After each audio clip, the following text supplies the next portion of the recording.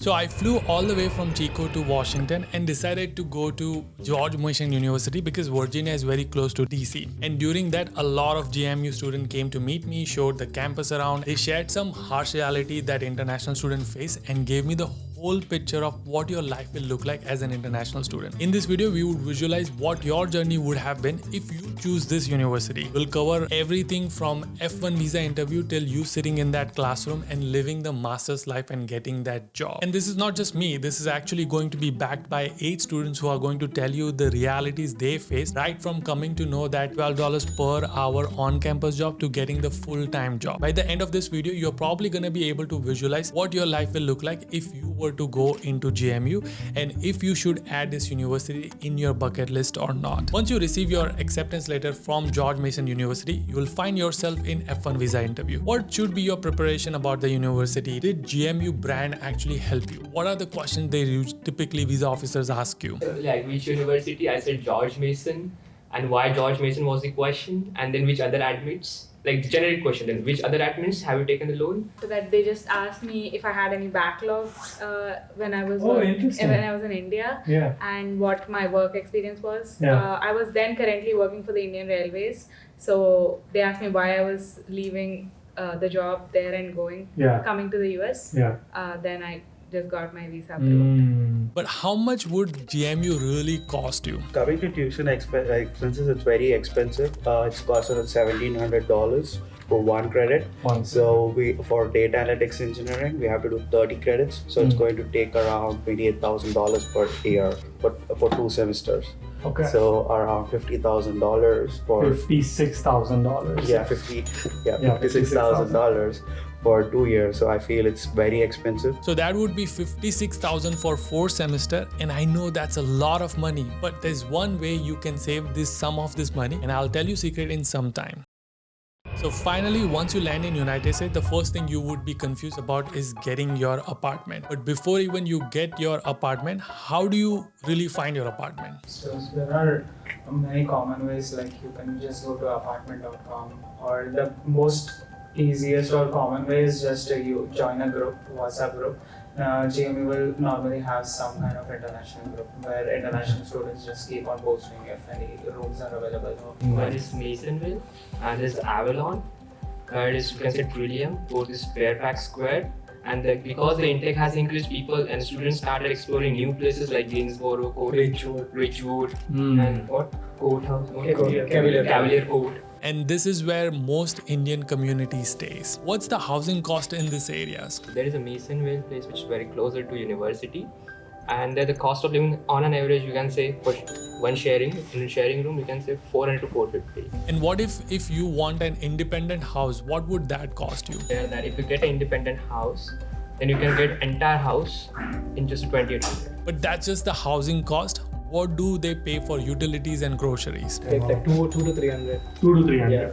Okay, so now we know the total cost of living is around $800 to $1,000. But there's another cost which is health insurance cost. And if you're a George Mason University student, you need to buy an insurance from GMU. It's around $1,750 per semester. So for the 4 semesters, you will have to pay around $7,000 for your health insurance. Now you may think, why do I need health insurance? Let me tell you, healthcare cost is going to be crazy expensive in United States. And in case if you meet with unfortunate incident, like one of these students. Honestly, I was alone. I was here during summer, but I luckily had my aunt here.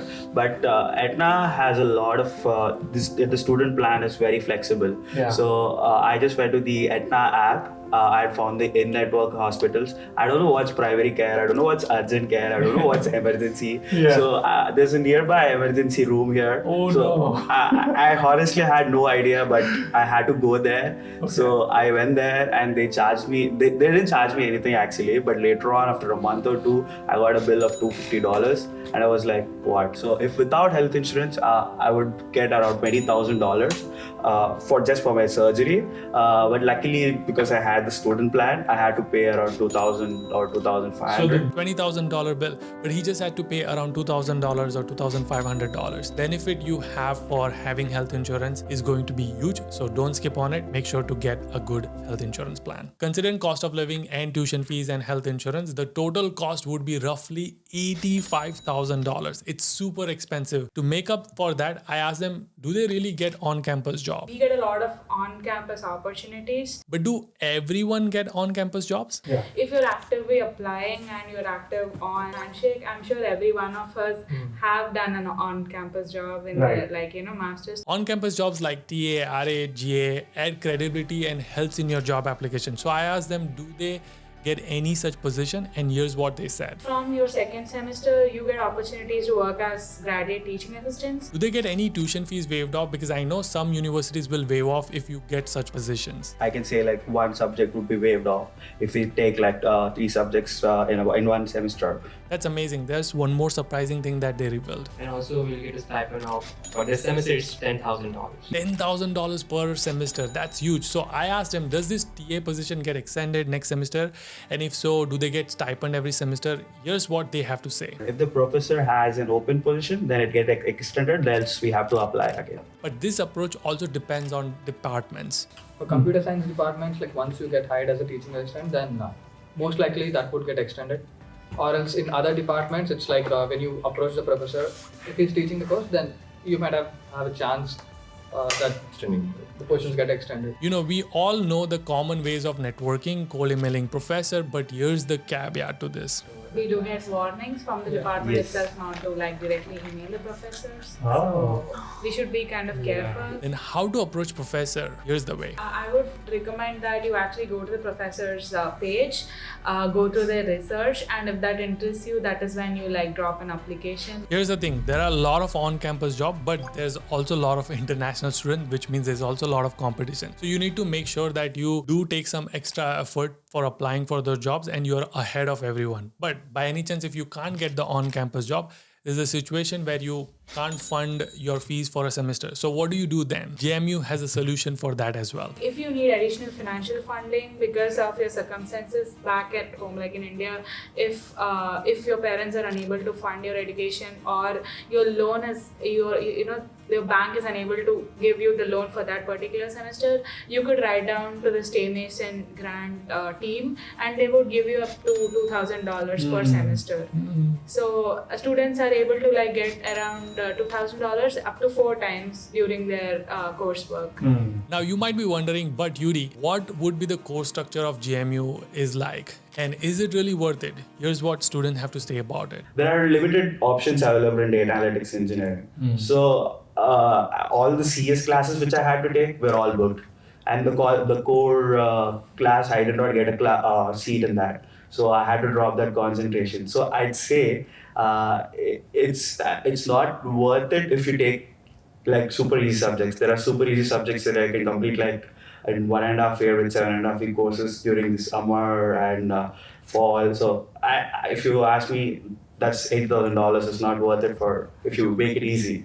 It depends on what subjects you choose. And here's what a computer science student has to say about their coursework. I would also say that computer science is worth it at George Mason because mainly due to its coursework, and professors are very good in research. If you are someone looking for research stuff, then George Mason is very good. And also courses, as my friend says, that it all depends on how, if you get those courses or not, because the courses will be packed and booked in seconds. Yeah. So if you get a good course, I got a data mining course, I got an NLP course, and they were really very good. Professors were research oriented, so they made it even more practical as per industry standards. So I had a very good experience till now. And you will get a lot of opportunities as a GRA, GTA in computer science department. Yeah. And here's one more advice students like to give before choosing the coursework. So I would suggest choose the right track, the right subjects you would like to before you move here to George Mason, and also make sure what professors you're taking. The coursework is not super easy, but the professors make it easy by giving like very easy subjects. Very easy assignments. And here's one more advice from student which helped her land a job as a data analyst. How do you see yourself? Do you want to see as a data engineer or a data analyst or a data scientist or a business analyst, and then choose accordingly. And that is how I think it helped me in getting a job as well. Now, after being part of GMU for almost 2 years, I asked them like what's the one thing they would do differently now that they have completed 3 semesters. Like I could have chosen a university which has less tuition fees, so and I could do more courses, like learn from other online courses, right?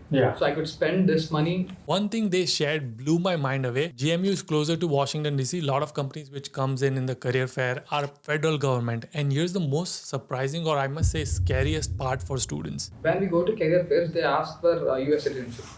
So that's a major drawback here. But here's the good news. Fairfax is such a location which is just half an hour to DC. So there are a lot of federal jobs. But I feel like equally there are other options as well. I also asked them, is having GMU brand name help them while they're looking for job and internship? And here's what they had to say.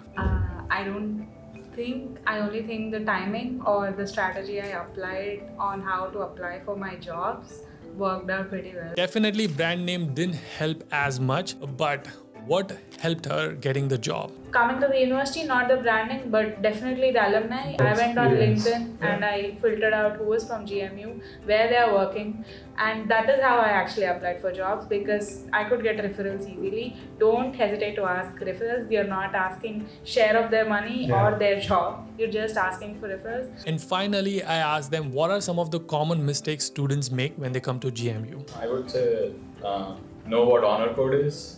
Know what? Honor code is. Honor code. Yeah, so if you copy someone else's stuff. Plagiarism. In my opinion, it is a good thing. It should be there. Don't copy.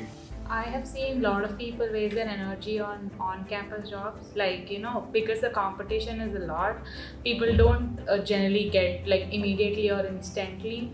I would say then they go for finding out other jobs, going to the managers. I would say they should have a timeline by when, if they don't get it, I would say they have to put their energy in internships, because this is temporary. That would help you clear your loans and also technically, and they would hire you for a full time. So just this on-campus thing is temporary. You might not have it for 2 years, but your coursework and your complete concentration and putting all the energy in coursework would definitely fetch you a good internship. So that's everything you need to know about George Mason University. Of course, I filmed the entire 1-hour podcast, and if you are interested in watching that, let me know in the comment section. I'll see you guys in the next one. Until then, keep smiling and keep hustling. You gotta hustle every single day.